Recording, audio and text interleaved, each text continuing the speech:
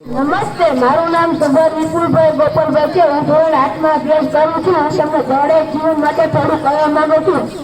સાંજે દિવસ સામે હળવણી નગરથી જળ એ જીવન જીવવા માટે આવા પાણી એને ખોરાકની જરૂર પડે છે.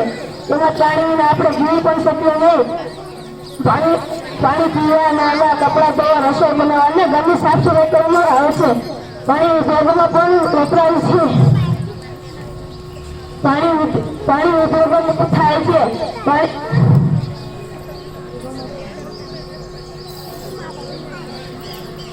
પાણી ઉદ્યોગોમાં થાય છે.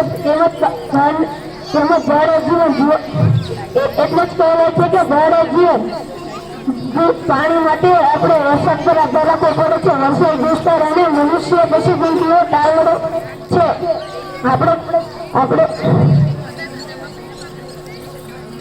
કસર અને આપણે ઉપયોગ કરવો જોઈએ. તેમજ કહેવાય છે કે પાણી એ જીવનનું અમૃત છે. એટલે જ કહેવાય છે કે જળ એ જીવન છે.